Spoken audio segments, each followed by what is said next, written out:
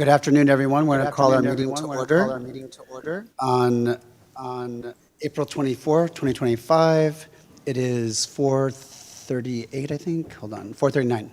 Can we please have, we're calling the meeting to order. Number 2 on the agenda, Pledge of Allegiance.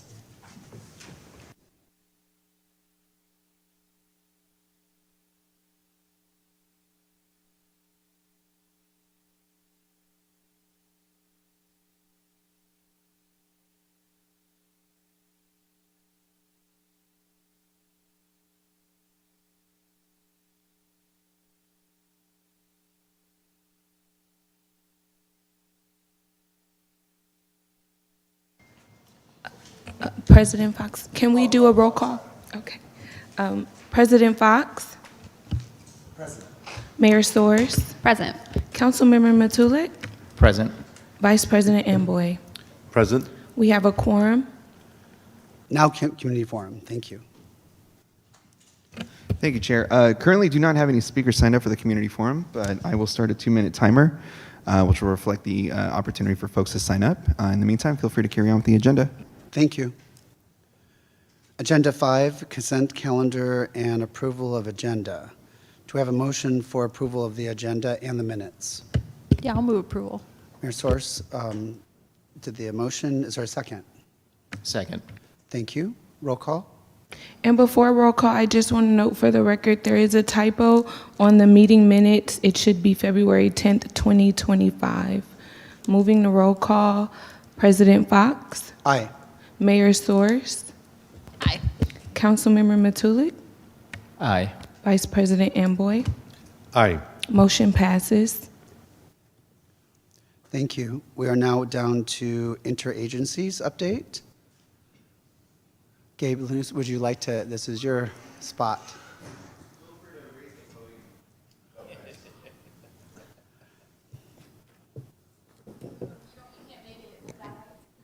I guess I could. Or I can talk really loud. Red means it's on, right? You can bring it up. There's a top of the switch. There you go. There we go. Oh, that's nicer. All right. Excellent. Well, thank you everyone for having me tonight, and thank you staff for letting me come and speak. Just some updates with, I guess, what we're working with everybody else. So we are working with the EXLP program, continuing the contract negotiations. I think there was only just a couple items, so hopefully we'll wrap this up soon. So it won't be at the, the 11th hour like it was in the previous years regarding that contract. So we're looking forward to that, working with the school district again with EXLP and before school. Let's see. EXLP. With the city, we've got user groups talking about the fields, and I believe some of them have come to city council meetings too, regarding youth and fields, and discussion on having, like, what's it called? Exclusive use. Again, we are a public agency. We're not really fond of doing exclusive use when we have people, wanting to use ball fields, soccer fields, every kind of amenity that we have. So I'm working with different groups to try and coordinate something. Our system is always evolving. We used to have it where people could only reserve fields for a month. Now we do it for 3 months at a time, basically a season. And now we've got requests to do a whole year. We understand that too. Well, I do, because having kids, you want to plan out when you can do vacations and other things. So we're listening to everybody, trying to accommodate that too. We also have Wilson Field opened up for Bethel High School. They play baseball there, and some of the other schools do too. And I'm sure people are going to be asking me about this. The seaweed isn't coming back this year, but I will be talking with them probably with next year. They're expanding their roster for more teams, so they have a relationship with us. So I am working with Andrew Dunn and some other people. So hopefully they'll be back next year. If not, we do have a lot of interest from other groups using Wilson Park too. But again, it would be nice to have full utilization of that field as well. Some other things too. We had the pool egg splash. April's been pretty busy. Pool egg splash at the pool. The egg hunt at Children's Wonderland, totally sold out. We even had a waiting list of 30. We let them in, and we had extra, eggs and stuff for that. We've got Dia del Niños coming up at City Park.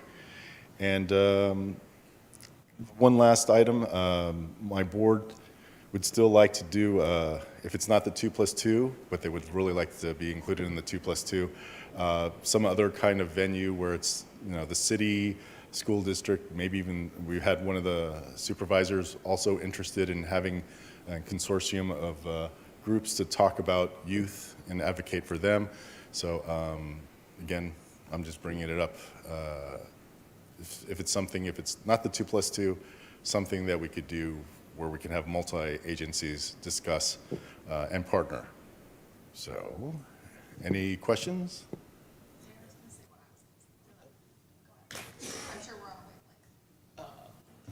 There was a few things that I was going to talk about. So first and foremost, thank you for that, Gabe, for that update.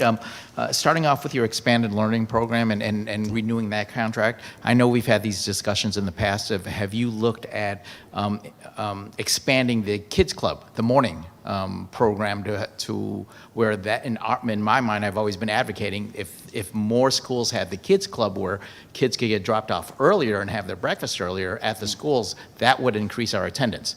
Because I know there's always been transportation issues with quite a few families, and they're saying that since they can't get to school, they can't meet the 8:30 a.m. Start times in a lot of cases, they rely on others that are unreliable to get their kids to school, and that's where I think some of the attendance issues have been. So I think that's where I've been promoting to see if we can advance the kid or increase the kids club at more schools, because I think we have it at only 3 or 4 schools, to where if we had them at all the schools, I think we would have a better chance of increasing our attendance. That was just my take on that. That's the one, and I'll let you respond to that. Yeah, I don't have any information on that right now because it's difficult enough to have the limited kids clubs that we have in the morning to staff those, and then to have the staff for the the after school EXLP. So I'll ask staff if that was brought up. If it's not, I will look into it. I do know that there was also a request from one of our board members regarding. I think EXLP also has teen grant funding, but anyway, I'll look into that too and have them talk to staff regarding teen EXLP. Appreciate that update and that clarification for some potential opportunities there and stuff. So, and speaking about the GVRD fields, if you're limited with that, I know in the past I believe there was a collaboration between the school district and GVRD with fields, because I know the school, specifically over at Dan Meany where I'm at, and also where I previously was at, where Glen Cove, there were fields that were school property, but obviously the community would like to use it on the weekends, and obviously the school district isn't typically open on the weekends, to where is there a collaboration opportunity for the fields to be potentially maintained and managed on the weekends, some of the school district property fields, if that's available. I'm just throwing that out there. I apologize if I didn't bring that up. So, and that would be, once again, a potential revenue generating for either of the entities here. So I was just throwing that out as an opportunity there.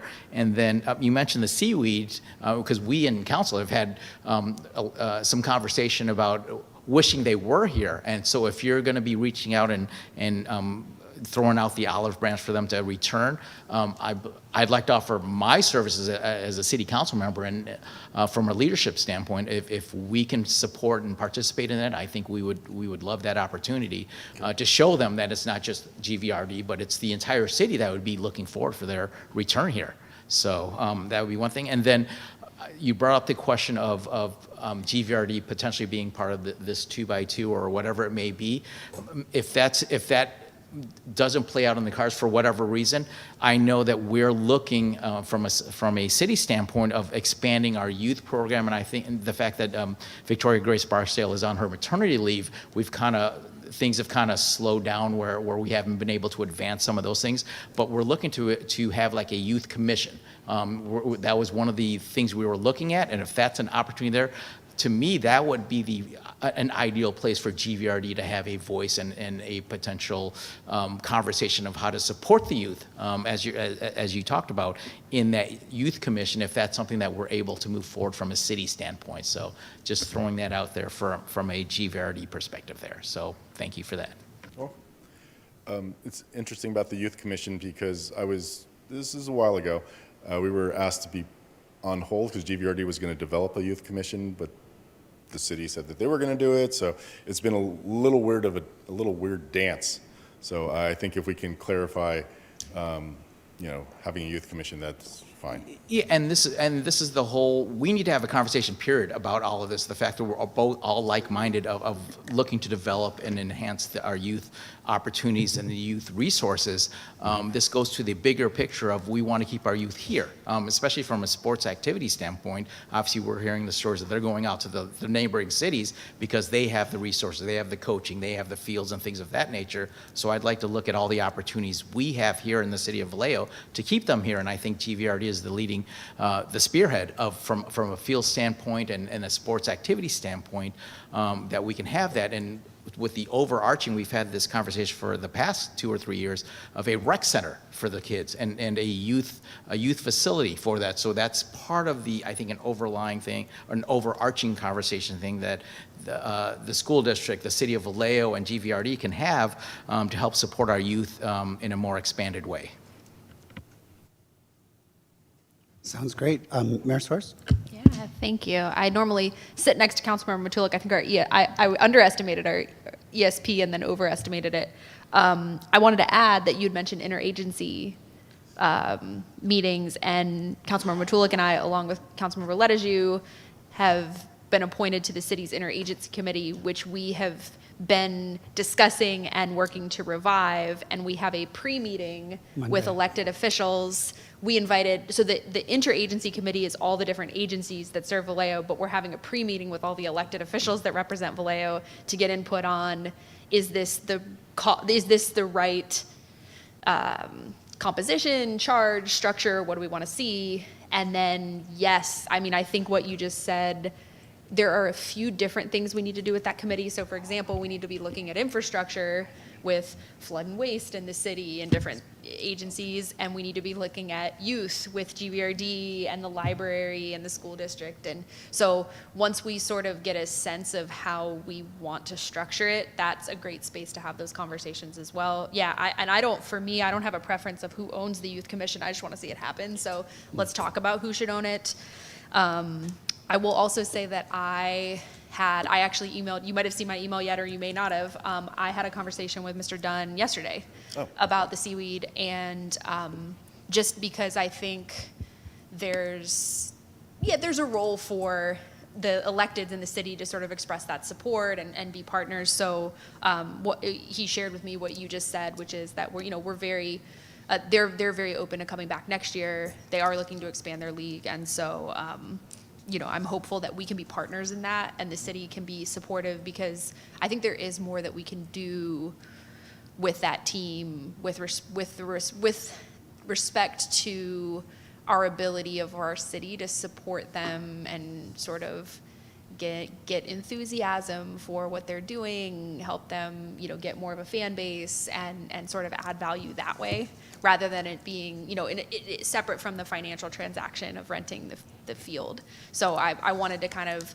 insert ourselves in that way, just to help support the entire effort. And I had reached out to you, Gabe, to meet and get up to speed before I, don't worry, you'll see the email, to get up to speed and figure out how we move forward together. So I appreciate the update.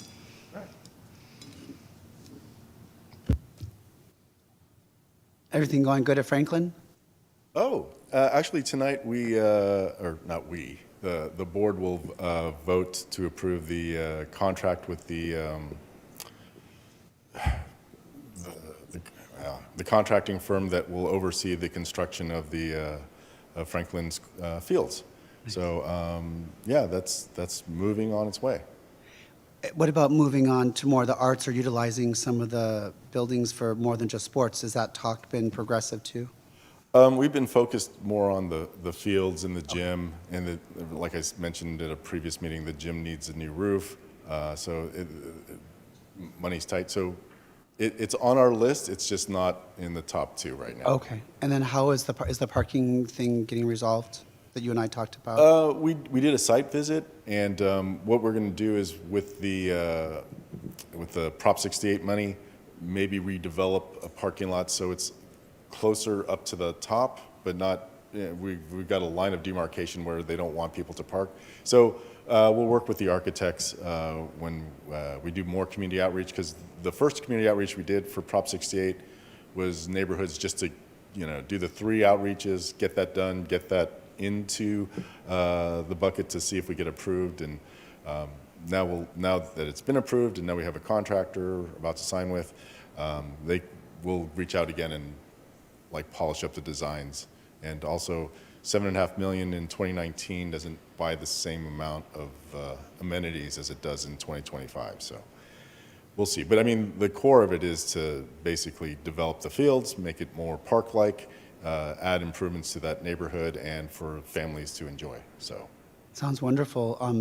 Just keep us updated on whatever grants or ways that you are going to think to expand. And it's just been a wonderful venture all along. So it's good to hear all these other things that's happening with it. All right. Thank you, Gabe. Thank you. And we'll see you next month. And remember, both school board meetings twice a month, you're on the agenda. So anytime you want to come, interagency, you're there. Oh, I will. Thank you. Thank you. Thank you all. Through the chair, during that timer, we did have a sign up for the community forum. Okay. Speaker Frederick Rich, please come to the front.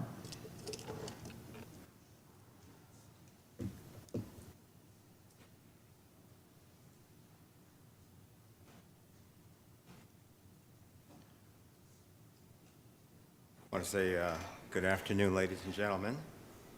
First and foremost, thank you for your leadership. We appreciate it very much. I happen to be on the Could you talk into the faculty- microphone, please? Right here? Okay.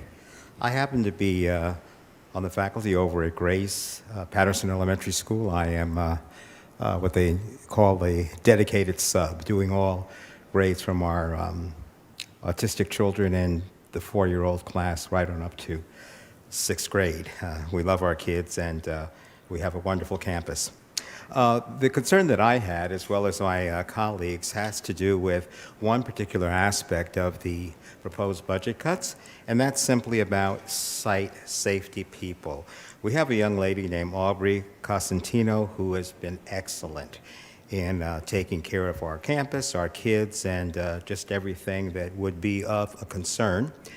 A year ago, this past February, we had an intruder who had terrorized more than 60 children, as well as faculty and staff. Made a police report with Officer Glick, who came down, and also it was noted that the California Penal Code, the educational section of 102.1, is listed as a felony. This same individual has also appeared at 2 other district campuses and caused havoc. So with that in mind, and then unfortunately last week, the 2 back-to-back shootings that happened in our country, Texas and Florida, and on that second day of the Florida tragedy, we had a safety drill, which of course for us is a kind of like a euphemism for an intruder drill. And it went off well, but of course there's always a certain amount of anxiety among the children and staff when they have to huddle and be quiet, lights off, shades drawn down. And so I would just simply say, as one voice of many, that and respectfully ask that there would be no cutbacks on any of our campuses with respect to site safety. We can ill afford to do anything that would put any of our charge in harm's way. And And we certainly do appreciate the good work that's been done thus far for all of our campus security people. So that was the concern, and wherever funds can be found from Sacramento all the way down to Vallejo, whatever can be done to make it happen, we would greatly, greatly appreciate it. Our kids are our treasure and our first priority. Thank you. Thank you. Before we leave interagency updates, Chief Todd, did you have anything for an update?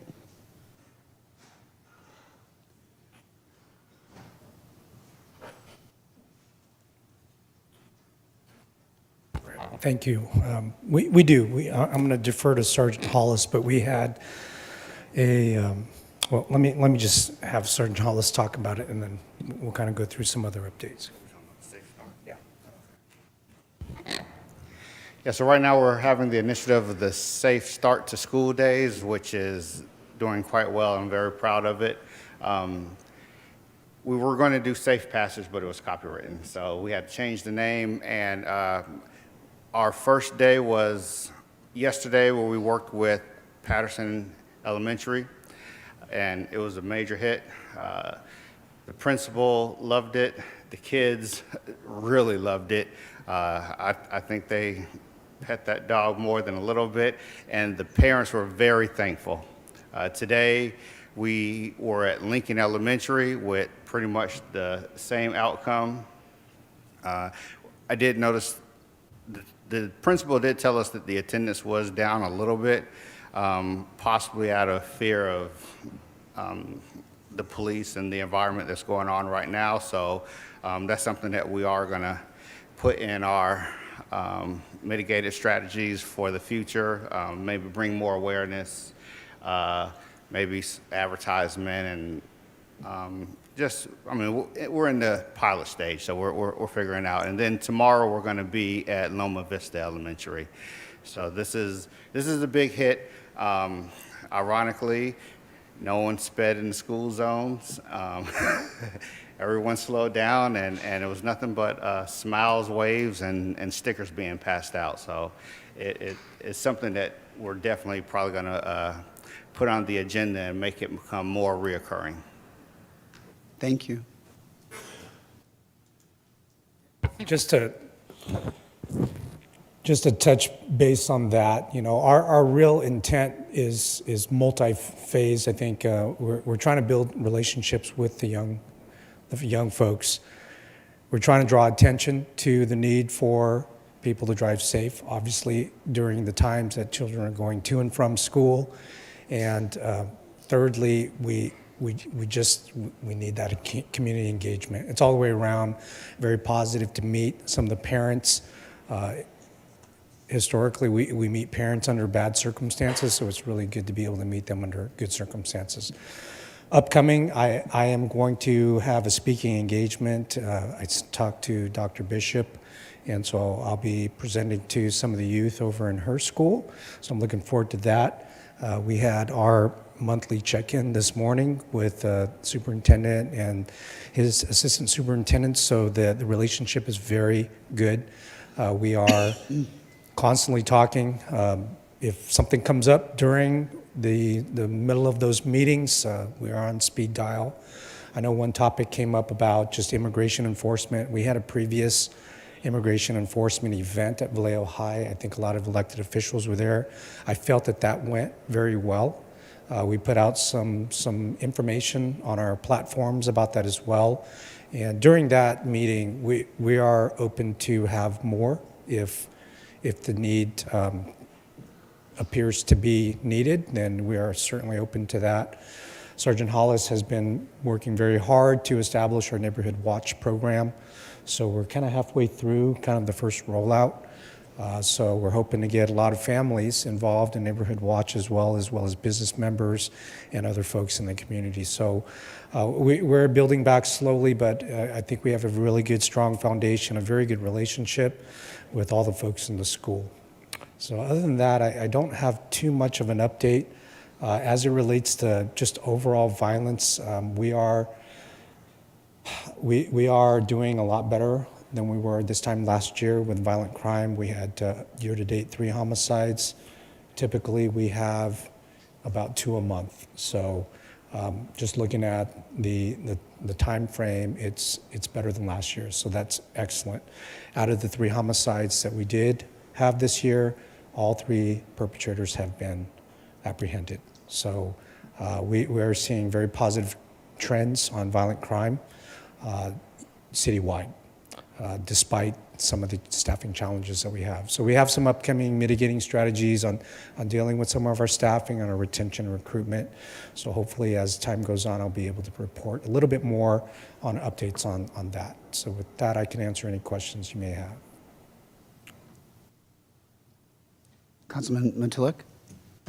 Thank you, President Fox, and thank you for that update, and very much appreciate the program of collaborating with the schools and actually engaging with the schools, which I think speaks to the larger picture of as we as a council have been promoting and encouraging more community engagement with our officers, with our community, and I think starting it at the schools is a perfect place to start. And just as Sergeant Hollis brought up the concern of where the attendance may have been low at that time, I think doing more of these type outreach and engagements are going to I don't know if the right word is minimize or limit some of the concerns, because the more we get out there, obviously people are going to get to know the officers, which speaks to the bigger picture of changing the narrative of Vallejo in general, and especially with the police department, and whether people are realizing it or not. I think the number is 65-70% of our police officers now are have 5 years or less experience, and especially for the OGs that have been here in Vallejo forever, sometimes there's a misperception of what's happened in the past is still around. But keep in mind, many of these officers, like we mentioned, are 5 years or less, so they have no connection. They have no association with the past. So I want to have our community members realize that we have pretty much new officers here, and we encourage you to speak to them, get to know them, just as the officers are trying to get out in the community to get and know all the community right now. So that's, once we're improving in our staff, that's a good thing I think we're shooting for. And I think speaking towards a lot of the positive progress we've made from a staffing standpoint, and I don't know if you shared this with the school district, but based on your projections, you're looking at potentially adding resource officers back in the schools in the near future. So I want to make sure the public is aware of that positive progress that we're shooting for, based on the numbers we're currently getting with the recruitment and retention of what's happening right now. So those are a lot of the great things that I see happening, and keep getting better. But once again, I just want to highlight the fact that I want to make sure that we're changing the narrative of what the past is the past, and we have theoretically a new sheriff in town and new crew of police officers to make sure, to asking the community, let's get to know them, and making sure that they get to know you, and making sure everybody's on the same page when it comes to that. And Sergeant Hollis we were the first test case for the pilot I don't know about a pilot, but my district and District 2 was the first district that actually had a neighborhood watch, captain's watch, come together. And so since we were the first, and the fact we had such a successful event there, I think, what did you sworn, 4 new captains that day or that same day? So we're looking to expand that to all the other districts throughout the city. So these are just some of the many of the positive things that are happening that we want to make sure the community are aware of. Yeah, and if I could just comment on that, a lot of the younger officers actually have families that have young kids, so they can relate, I think, a lot better because they have kids similar age bracket. One of the pieces that I wanted to talk about was that when we started building back and bringing back programming, one of the things that I wanted to avoid and still want to avoid is bringing back something that we cannot do consistently. So some of the missteps that I feel that have happened in the past is we'll do a neighborhood watch and then maybe we won't have one for 6 or 12 months. We can't we can't do them sporadically just to say we did them. So what we're doing now is we're building back programming, whether it be Neighborhood Watch or these safe passages to school. We want to make sure that when we do this, we can do it consistently. Because if we don't have that consistent contact with the children, with the faculty, with their parents, we lose those relationships. And we need to build those relationships one event at a time consistently. So that's what we aim to do. I feel like with the way that we're bringing back these services, we can do it and do it well. So we're happy that it's starting to, take root and it's going to grow as we expand. Thank you. Any other comments? Thank you very much for your Thank you update. all. Thank you. We're now going down to agenda item 7A, Soul Trans Kids Ride Free update. Right. I will take this one. So we had invited the executive director of Soul Trans, Beth Cranda, to give an update on Kids Ride Free. And unfortunately, she is out today unexpectedly and is going to have to delay her participation until May. But that, I can say from being on the Soul Trans board that program is going very well. It's been a huge success, even beyond the use of the buses for kids to get to and from school. Their ridership has really increased and they've seen the program grow, and I think there's even further opportunities to get the word out. So I look forward to Beth coming to the the May meeting. However, one of the other things that I had wanted her to share about was the COA, Comprehensive Operational Analysis. So I am going to provide the update and then maybe send some information, and I'd love to hear from the VCUSD reps if you feel like there's a way that potentially you all could support in getting the word out. So, post-COVID, obviously, ridership for public transit is down. Understandably, it's come back post-COVID, but it's nowhere near the levels that it was pre-COVID. And transit agencies around the country are facing fiscal cliffs. Soul Trans has been working on theirs, and as part of a broader effort to sort of reimagine the system and better use resources in this new normal, one of the things that they did was a comprehensive operational analysis, or COA, that looked at options for a system redesign for their routes. They're not looking to cut service, but what they're proposing and what the consultant that they hired is proposing is to reduce some of the routes that exist in Vallejo. So eliminate some routes, expand some others to get into the service area, and then run those routes more frequently. So we would be sacrificing some coverage in exchange for frequency of service. And that was the proposal that the consultant gave. They presented that to us, and now we're in a 2-month public comment period for members of the public to get that information and give their input.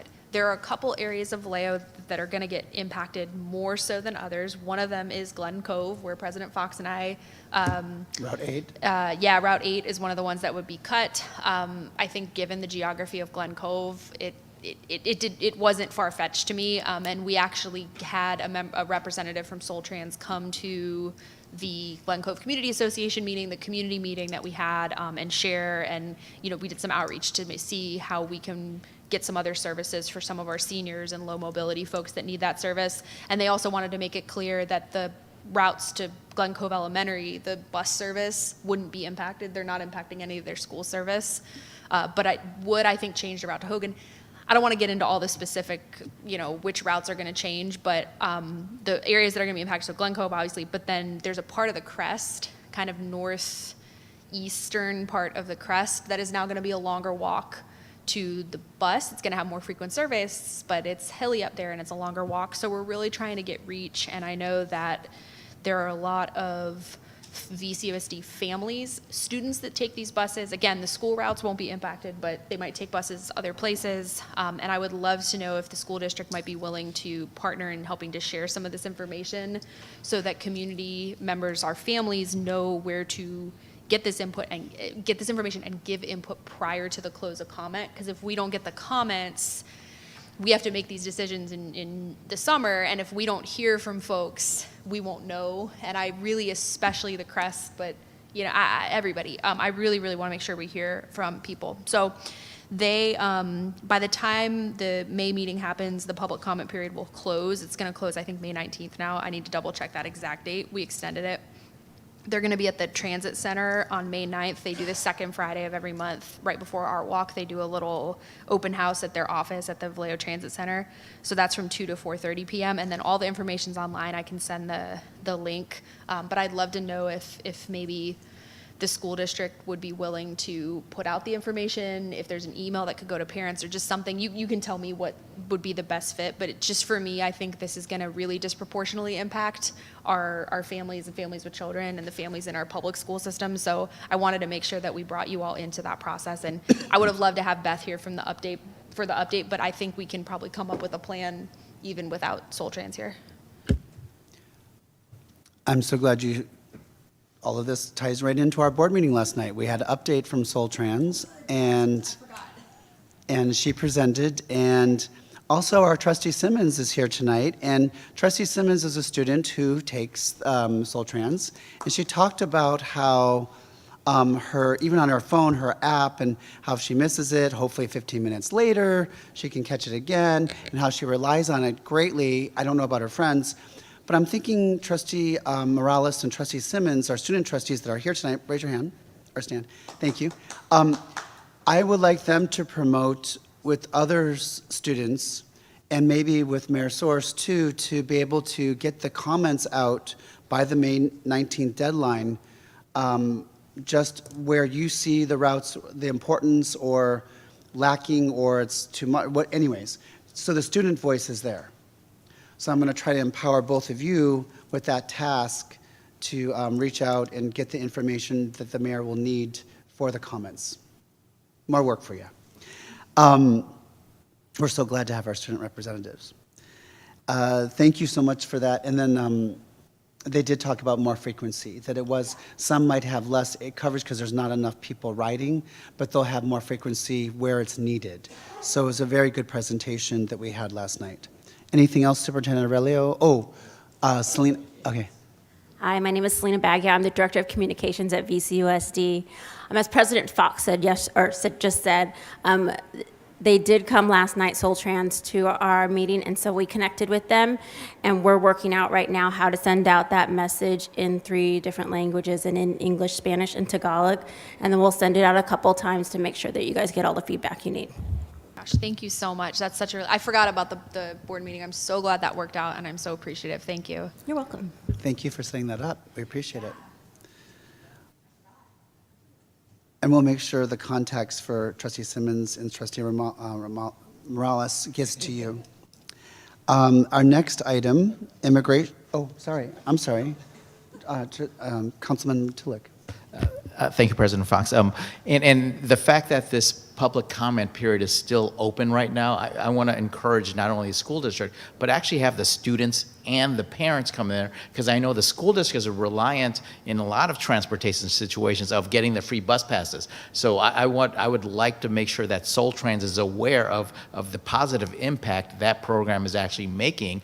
I think I would like to ratchet it up even more for, especially at the elementary school level, where if there are students that need it, and these are 5, 6, or 7-year-olds, they typically wouldn't ride the bus by themselves. So if there was an opportunity to where the adults could ride it with them for that, I would hope that we could advocate for something like that from that standpoint.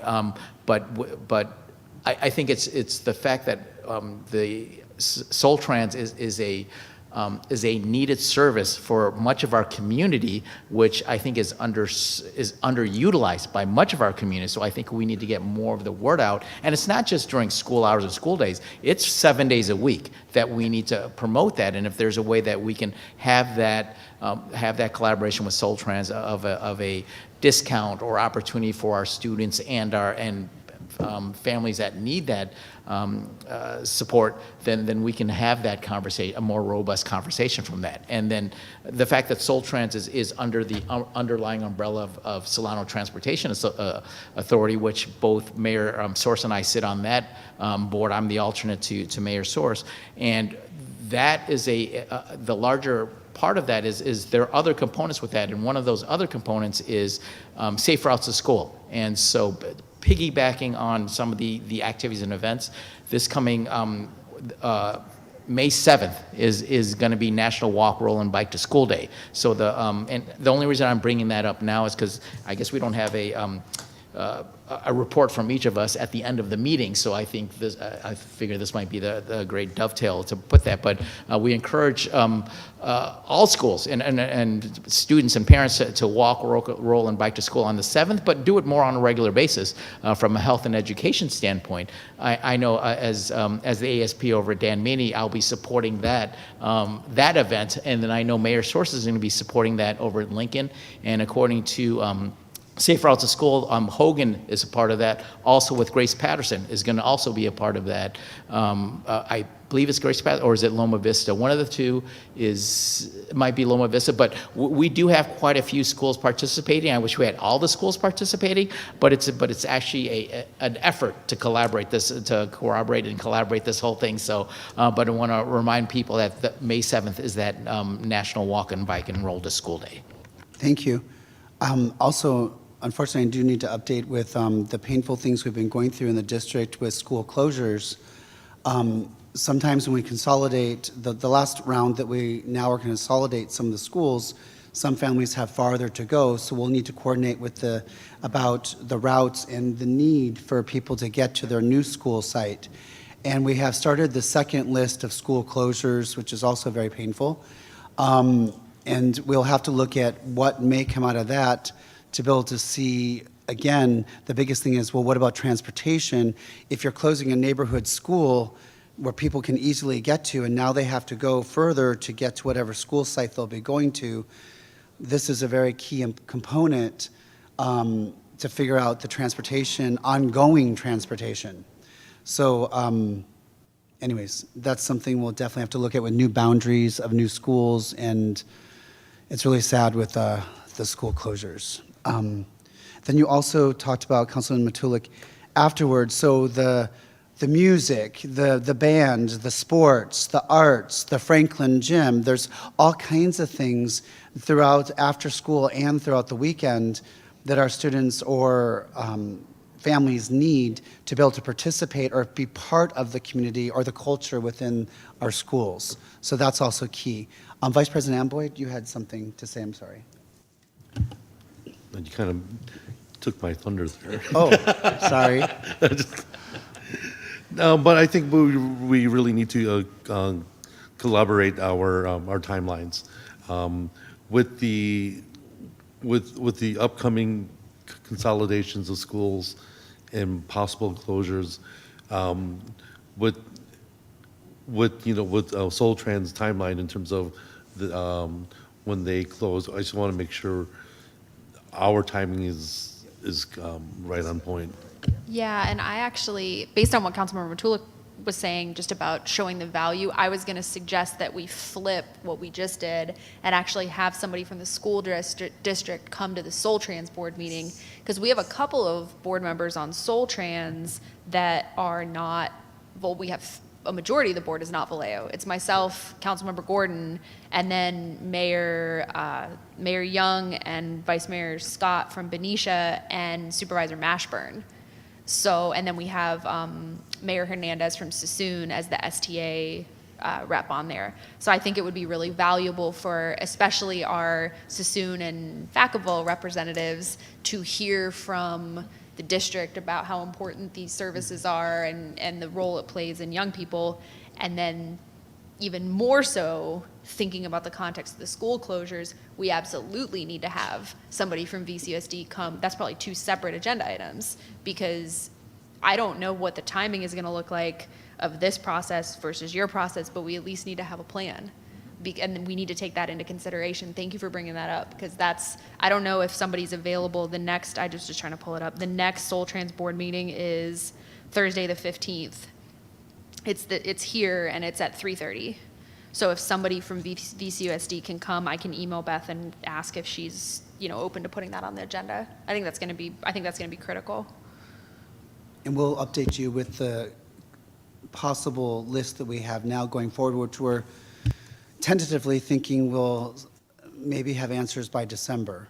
We're still in the process of forming our 7-Eleven committee with community members on that committee to give feedback and then to see where to go forward. But we can get the full list of the proposed sites and perhaps where those sites could be consolidated among them. And that will at least give a kind of an idea. That was May 15th? Yeah, and I think, I mean, clearly we're going to have to do the COA decision probably before the next round of school closures, but that doesn't preclude us from making a plan, it doesn't preclude us from making changes later. So we Forecasting. definitely, trying to forecast and obviously because we have buses that go to schools, we will need to make changes when those closures occur. And let's go ahead and get on top of that now and make sure we're starting those communications.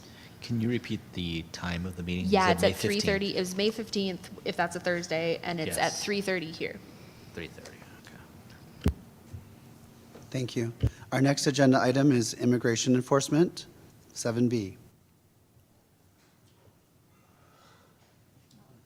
Chief Ta.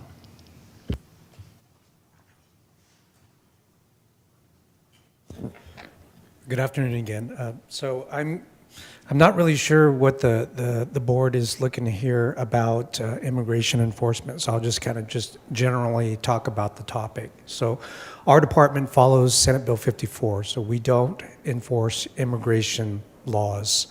In fact, immigration laws are federal statute, and so as state officers, we do not have the authority, even if we wanted to enforce federal statute.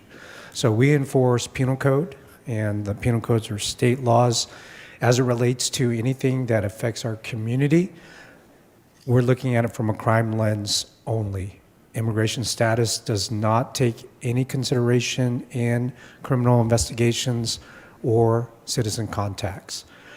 I cannot speak for the sheriff, but I do know that when individuals go to a jail facility, there are certain communications through the jail that if there's a detainer placed on somebody, they work with federal authorities.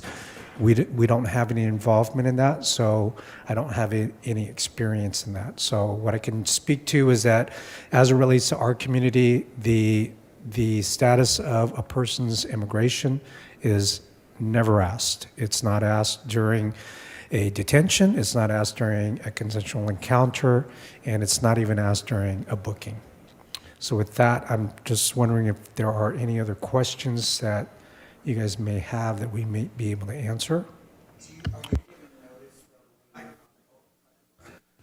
Are you giving a notice from the federal, when they are coming to the local area? Do you have a notification that they'll be around, or no? We have not had any of those events that have occurred in our jurisdiction yet. Typically, if there's a law enforcement action, they will give us an idea that there's action that's going to take place. Now, it could be Vacaville coming into our city. They'll say they have an apprehension event at such and such address. So that way we're aware that there's activity. We may not be aware what that activity is, but that's just for coordination. So if there's any plainclothes people that may be working that hypothetically are armed and community sees somebody armed in the area, then we know there's enforcement activity there.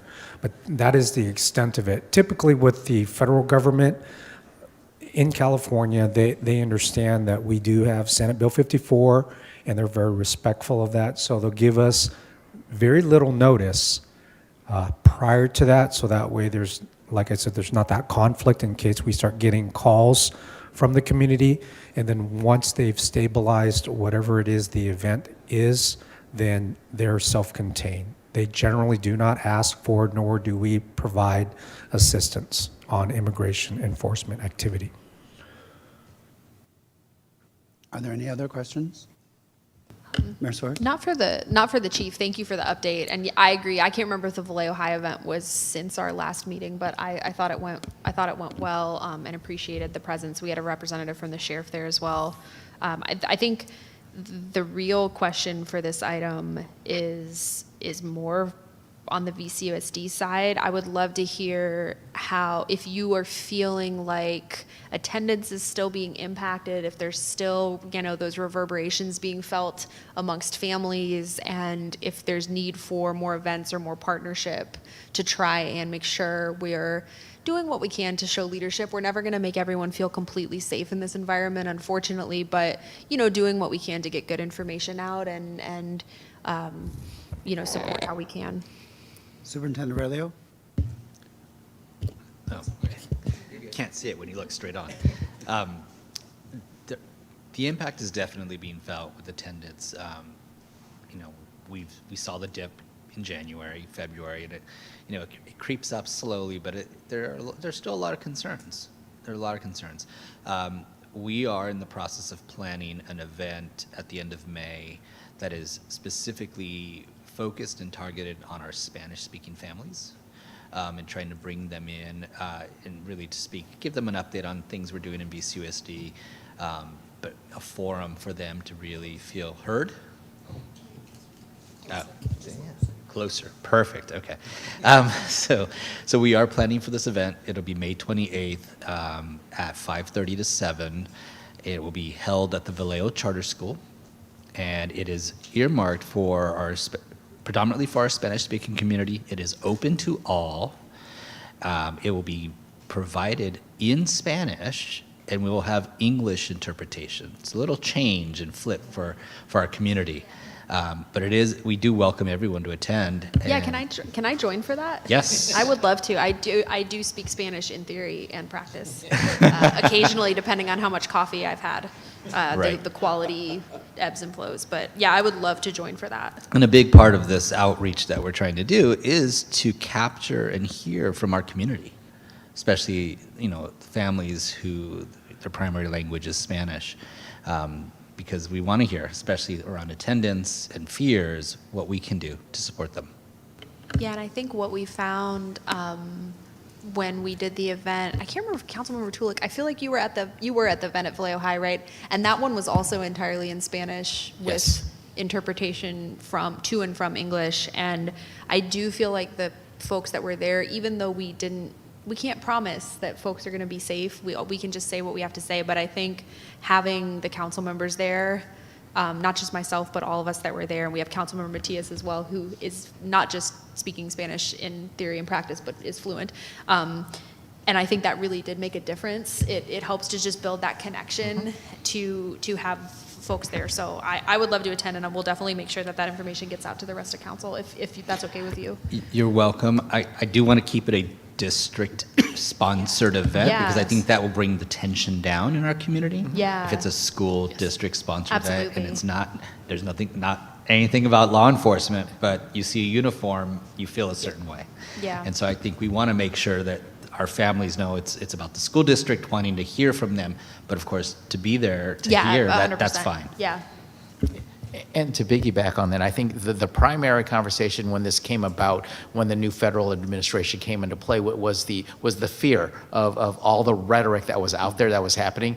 And the purpose, I think, when Mayor Source and I were talking about this was basically just getting the information, helping the community understand what our Vallejo Police Department, what their limitations and boundaries were. And it's this type of information getting out there is the critical part, is our community members knowing.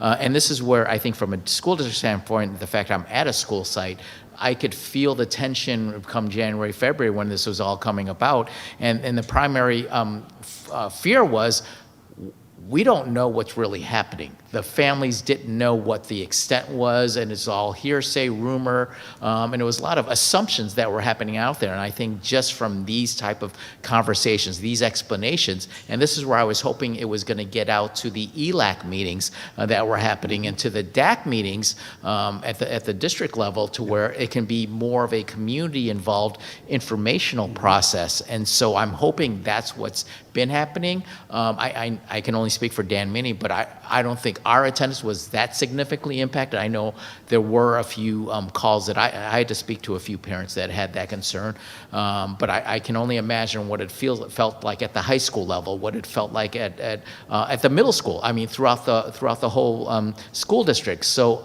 in my mind, this is more of an informational explanation of letting our Latino and any immigrant families and individuals understand the limitations of our police department and what they can and can't do. And I think we've mentioned, this isn't the first time we've mentioned that, but the fact, just because you mention it once, it doesn't mean it gets out to everybody. So we need to continually get this message out so that that fear does, at some point, get understood or gets eliminated through education and understanding of what the real process of this is, and the fact that it has nothing to do with Vallejo, has nothing to do with our Vallejo Police Department. This is all at the federal level, which we have no control over.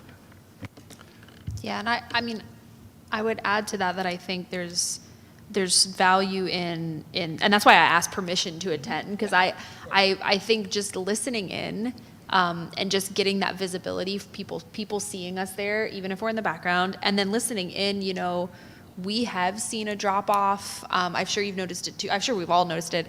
We've seen a drop off in participation from immigrant communities, particularly the Latino community, but really immigrant communities across the board at community meetings, people, you know, showing up to events, and so we really, you know, I want to hear from folks and get a sense of how we can support them and how we can make sure their voice is still heard, even if they don't feel necessarily as comfortable coming out to stuff in public. So I truly appreciate that you all are doing that, and yeah, I'm really looking forward to listening in on that.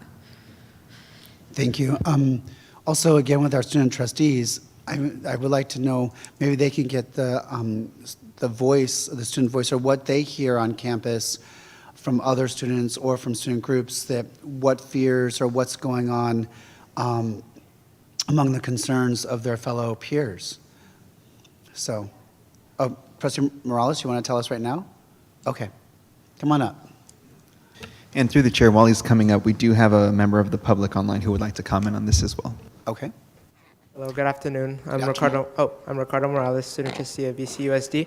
So just in the audience, I was just already thinking of how I can show this to students or how I can acknowledge to students about this. And there's always the easiest way of making a survey on Google Classroom and just going around classrooms and just letting them know about all this information. And that's what I'm planning to do with the leadership class now. I just have to email our advisor/teacher about it. And yeah, that's all I wanted to say. Thank you. Thank you.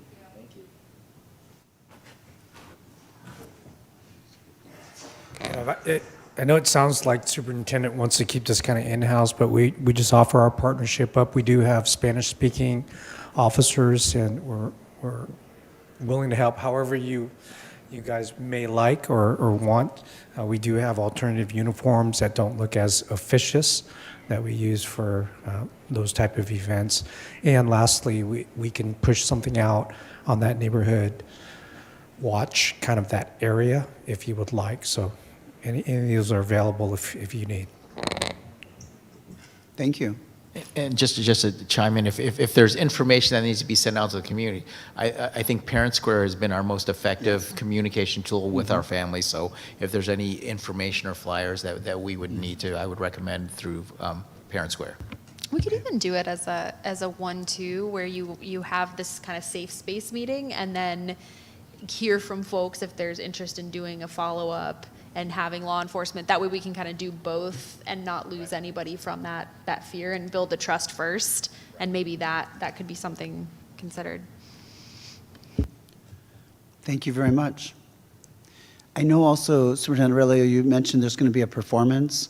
I don't know if there's going to be food too, but we're trying to find ways, as Councilman Matulik knows, if you have the children perform or you have food, the parents want to come see you have better participation. We're going to use every tool in our bag, food, performance. So we're trying our best to find the different ways to get the participation. Just to let you know, there might be just more than just the talk. There'll be, okay, good. So it's a full evening. All right, moving along. Through Agenda the chair, item. pardon me, I'm sorry. We still had a member of the Oh, I'm public. sorry. Go ahead. Carlos Flores, you have the floor. Go ahead. Oh. Please unmute yourself. Hi, can you hear me? Yes. Hello? Can you hear me? Yes, we can hear you. Go ahead. Okay, perfect. So, I'm Carlos Flores. I'm one of the trustees for the school board, but I'm also obviously a community member. So I've been working with several groups out in the North Bay, Sonoma County specifically, and I'm currently in the process of bringing a few of the programs that they have going on to Solano County, Vallejo specifically. For those that don't know, that you have the North Bay Rapid Response Network. That's a phone number that folks can call if they're seeing ICE activity happening in their area, as well as they provide training for legal observers. So one of the things that's been going on is Solano County is actually a little lacking in having legal observers. So the training, I did the training, it's a few hours, but what that allows is that it gives us capacity in our county so that when things are happening here in Sonoma County in these area codes, we'll have folks that can go out and observe, record, etc. We're also in need of dispatchers. Again, that's training that they provide. All of it is free. There's things that I'm trying to implement in the city of Vallejo, Solano County as a whole. The one thing they're asking of me is obviously community outreach, meaning that this isn't about us, the elected officials, leading the charge. It's about trying to find the people in the community that are going to step up and push it forward so far as be the leaders of the community, be the spokespersons for their communities. So capacity, and I believe that we have that. We have more than enough folks that are willing to participate and to step forward. And then also is space to have these classes. So I know I've mentioned to the superintendent about providing space on our campuses, or if the library, civic areas that could be used. Let me know, and we can communicate about bringing these classes here. So within that as well, we have Know Your Rights training. I think that's one of the things that I'm going to try to do as much as possible, because part of eliminating the fear is knowledge. And if we can get our undocumented community and just folks in general to understand that the rights that are talked about in those little red cards that I've been passing out aren't just for U.S. citizens. It's for every person that lives in this country, and it's a constitutional right. I think that helps dispel some of the fear. So, just look for the stuff, and I'm looking for partners in all of this. Thank you. And that does it for public comment on this item.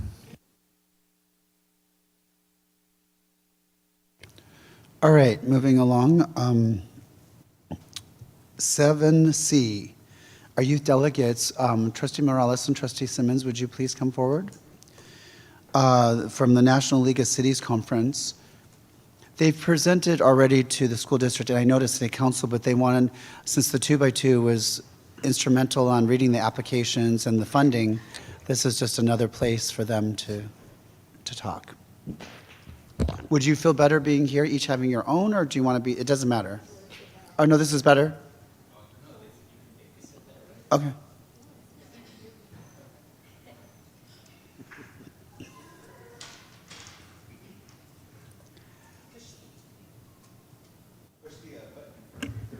Good afternoon, everyone. My name is Ricardo Morales. I'm the student trustee for the VCUSD. Good afternoon. My name is Alasia Simmons, and I'm also a student trustee for VCUSD. And today we just want to give a small presentation of our trip to Washington, D.C. with the NLC youth delegates. And yes, we don't have the members with us today, but I would just like to name them really quick. So we have Taylor, Zanaya, Harnold, Sophie, and Priscilla. And our chaperones were Miss Dilly and Miss Kelly Santos.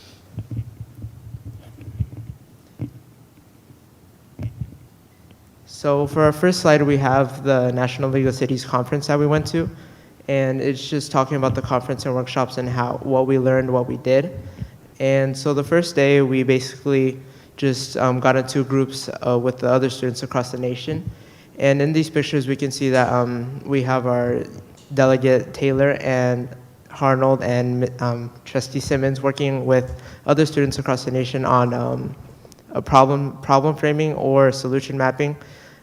And would you like to talk about what you learned in this one? Yeah, but I also want to mention that we networked a lot at NLC. Some of the people that we met in Florida, some of the leaders actually went to the NLC conference here in Washington, and we're really still connecting with them and working with them on how to help the city and how we want our youth leadership teams to become better. In the picture, the first picture is me in the pink. We were working on how to identify specific problems within a bigger problem and fix them. You've probably heard Trustee Morales talk about problem mapping. Yes. Is it solution mapping? Either one is fine. Problem mapping or solution mapping, where we find, well, as I said, small problems to fix a big problem. And we also found, in this specific project, we were working on diversity and inclusion, which means we picked a random group, like let's say female, disabled, 17 to 18, and we looked at what problems they might have in trying to become leaders and finding leadership positions. And we asked questions like, okay, how would they feel? What can we do on a student level, city level, these different levels to have them be more confident in becoming leaders and to change diversity and inclusion. So for this next slide, we, while we were in DC, we went to go visit the museums and monuments of Washington, DC. So the first day we went to the Lincoln Memorial and also visited the Museum of American History. And it was just a great experience seeing it in just there in person. It was big. It was very big. And so on the last day, we went to, it's okay. On the last day, we also went to go see the Martin Luther King Jr. Memorial, and that's where our delegate Zanaya was able to do like a nice little step routine she is in. And next slide. Oh, can I mention yeah. something? Another delegate named Arnold wants to be a paleontologist, and so while it only shows the Museum of American History, we also went to a museum of, what was it called? It was Natural I believe so, History yes. Smithsonian, and I'm glad to say that it helped Arnold be more set in stone of wanting to be a paleontologist and inspired Arnold. So this was amazing, all of these museums and monuments we went to. Do you want to go first for this one? Sure. So we also took a college tour to Howard University. Our seniors, Priscilla and Taylor, you can see them in the photo, they got accepted into Howard. And the people that were giving us the tour, you can see them on the sides, most of them are Vallejo alumni. They were giving us a tour of Howard. Taylor is actually going to Howard, Priscilla is going to UCLA, but they both got accepted.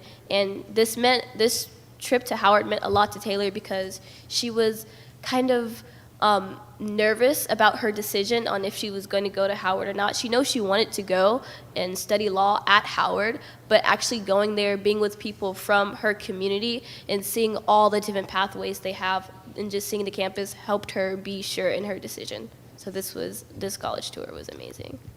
And also for this slide, these students the college students who gave us the tour were also the Willie B. Atkins scholars. Mm-hmm. And personally, this college tour trip was amazing to me because back a few months before, I didn't want to leave the state when it came to going to university or college. But after taking this trip, maybe in the next 2 years, I could possibly be going out of state depending on how I feel and just researching a lot of universities and colleges. And yeah, that was just how I personally got inspired to out-of-state college. Okay. So for this last slide, on our second to last day, we met Congressman John Garamendi, and we just want to say how thankful we are for being able to speak to him, getting out of his way to give some time to speak to us. And Alasia and a few other students asked many questions to him, even when we were not even in his office, moving to the U.S. Capitol. Mm-hmm. Yes, we were going to the U.S. Capitol, and we asked many questions, such as Alasia. What would you like to say? Yeah, we asked a lot of questions. In the picture, you can see one of the trustees, one of the youth delegates, I'm sorry, guys, Sophie Valdez. She asked, because I'm mentioning this because we just talked about immigration. She asks, what has he done to lower students' worry against immigration? And because Congressman Garamendi, he's more environmental focused, and we wanted to know what he does for the youth. And so we were all able to ask him different things, but Sophie asked him, like, hey, what can we do here in Vallejo to make students less worried about, ICE, immigration? And he really helped. He said, as a student, you can, protest, go to the veterans. What do you? Yes, I don't exactly know the name, but it's like it's the veterans home, the building that we have here in Vallejo. I don't know exactly where it is. But he was basically telling us there's a lot of things we can do as youth to make change, and that meant a lot to us. He also, we were able to ask him to come either physically to Vallejo, to our schools, or come over Zoom. He's supposed to be coming over Zoom to my school's AP government classes, but also speaking about, I know earlier we talked about the Youth Commission. He said he would be willing to help with anything youth leadership that we wanted to do, and that meant a lot. We got to talk to him about a lot of issues that we wanted to have guidance about. And also, lastly for this slide, so as Trustee Simmons talked about Sophie, I would also like to give a little shout out to Zanaya for also talking about the mental health, and for the students who may have mental health, and how we can provide more resources for students who may need help in those procedures. And yes, next slide. Okay, so for this next slide, this is just telling our story louder.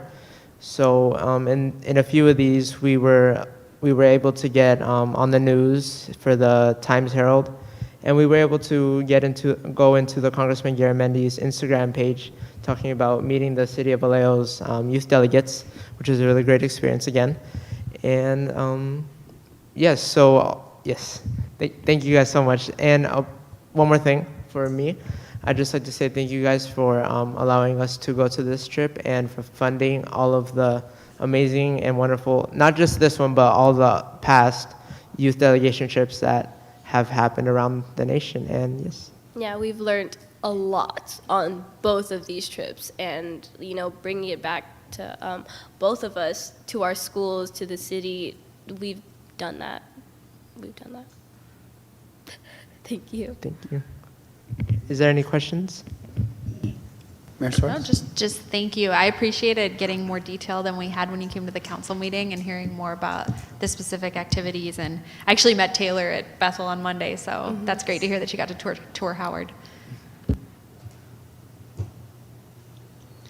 I know I asked at the other meeting, you're still networking with other students that you met across the country, which is wonderful to have those connections. But your biggest takeaway, what was your biggest takeaway, Ms. Simmons? My biggest takeaway from the people I've networked with, or from the conference as a whole? Yeah. From the conference as a whole, has to be from the actual conference, the workshops that we did, NLC.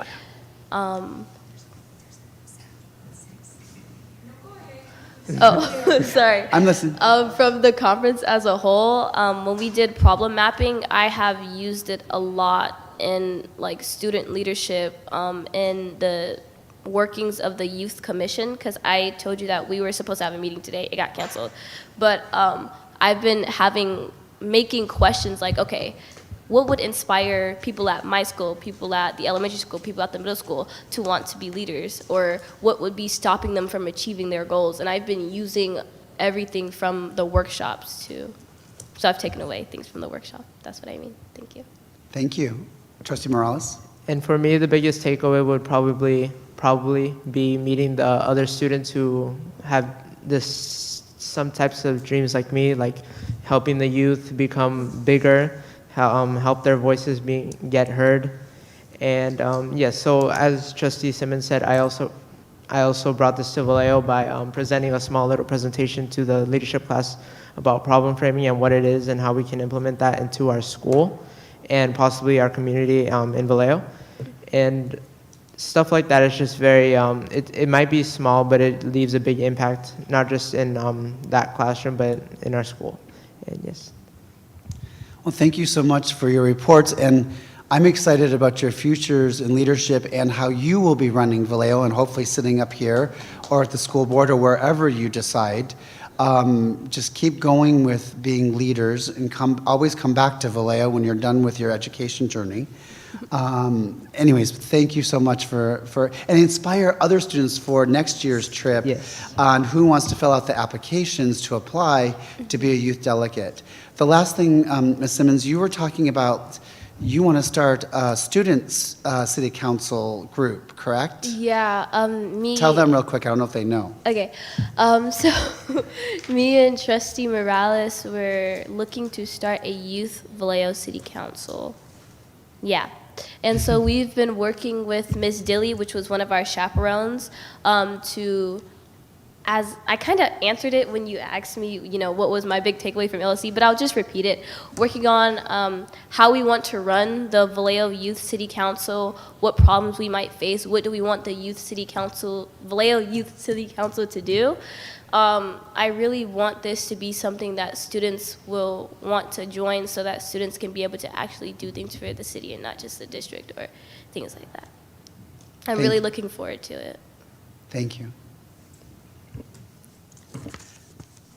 All right, we are down.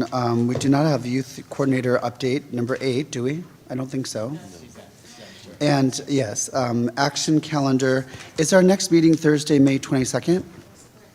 That is correct. And then information calendar, we just did that, unless there's anything else.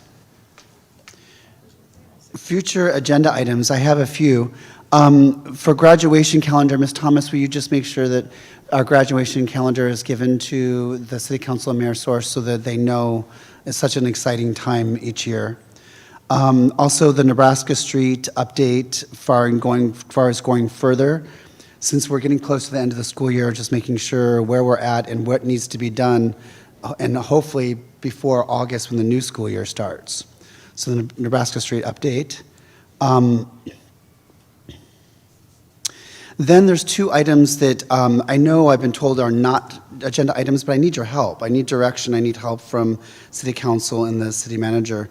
Far as the Rollingwood property sale update, I know there's a big checklist, and we haven't really had the update, but if you can just email or find out where it's at. Since it's so painful with the school closures right now and the second list of school closures, if we can get this, it's been 5 years we've been in escrow. 5 years of different city staff or things that have been not happening. So we don't want the sale to fall through because that'll be property taxes, not just for Vallejo, but Solano County. It'll be jobs building homes, hopefully affordable homes with the KB. So if we can please get an update on that, it'd be greatly appreciated so we can make sure the timeline and that we don't lose this deal of 5 years because they're frustrated, we're frustrated. I'd appreciate that. The second item, for 7 years now, I've been working on trying to get the deed, the title, to the district office. I know there's 7 of you on your board for City Council, and that you 2 cannot make decisions. But where my frustration lies is 7 years is a long time to be trying to get information. And when you get different city managers and different lawyers and different information, and you're told you have a checklist, and the checklist, you're trying to work on the checklist, but you have no one working with you on the checklist, It's very frustrating that there's no action on the other end, but you keep asking for help, but you're not getting the help. It seems like just lip service. And that is something that needs to stop in our city. So I'd like to know how, after 7 years as an appointed trustee official and as a city taxpayer, can we close the doors, please?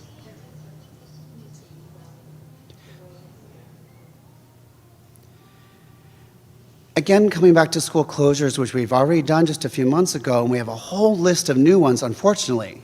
If we can show asset of the district office, that'll put us in a better position.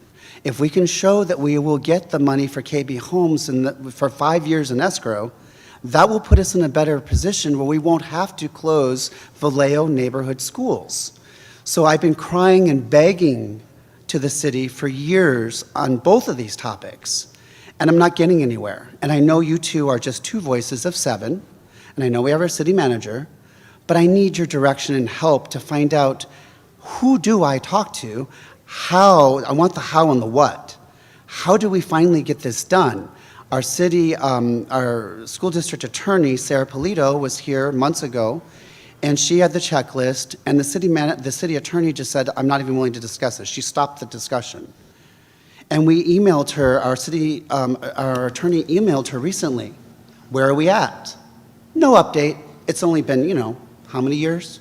We just keep trying and trying with 0, 0, 0 commitment from the city to try to partner with us. So how and what can we as a school district do to find out how to get the deed? We know there's a checklist, but we need help. And if we're not going to get that help, we're spinning our wheels, we're wasting our time, we're very frustrated, and I just don't know what to do anymore. And I'm literally begging you to figure out, if I can't put this as an agenda item, what can I as a citizen or we as a school district do to finally figure out a clear path of finally saying, yes, you own, this is your deed to the district office on Mare Island. Please, I'll listen now. I'll just jump in. We do have a commission meeting at 6, so we have a bit of a hard stop, and our commissioners are in the back. For me, I don't think the 2x2 is the place to have this discussion, because we can't make decisions. I think if there's an update from the city manager on an item like this, we could give the updates. And if we have to, we'll agendize it on city council. If we're not getting where we need to get, normally something like this is not something that would need council action, because it should just be a process. And so if it continues to drag on, then we might need to put it on a city council agenda to expedite it. I know the city manager has his light on, so I'll let him jump in. Sure. I discussed this with the superintendent. We're happy to provide an update. I think, for instance, regarding the property on Mare Island, there are state agencies that are involved. It's, I guess I would say, from a city perspective, our view of the challenges that need to be overcome and are maybe a little bit different from what has been characterized. I know the city staff are quite interested in getting this issue resolved. We're not the only players in this and are happy to collaborate with the school district on that. And so I'm happy to continue to talk with the superintendent about how to move this forward. Thank you, and hopefully we have outcomes that with dates, specific dates, because again, we're going on 7 years. That's ridiculous. And I love what Mayor Source said, this should be happening. But the other problem is, if we keep getting our lawyers in our school district to be asking and trying to deal with this, we're paying lawyers for things that we need to be done, but that money could be going for students and services, other resources where it should be directed, not spinning our wheels with getting no outcome. So I would appreciate that you do that, but I would like your meetings to have timeline outcomes with the checklist as your goal. The checklist of the items that must be achieved throughout the city and the state for those items. So very specific meetings.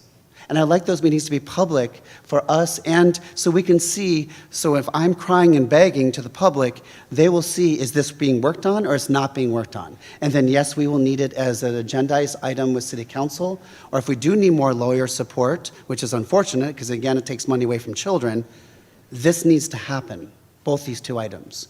Again, We don't want to close more schools.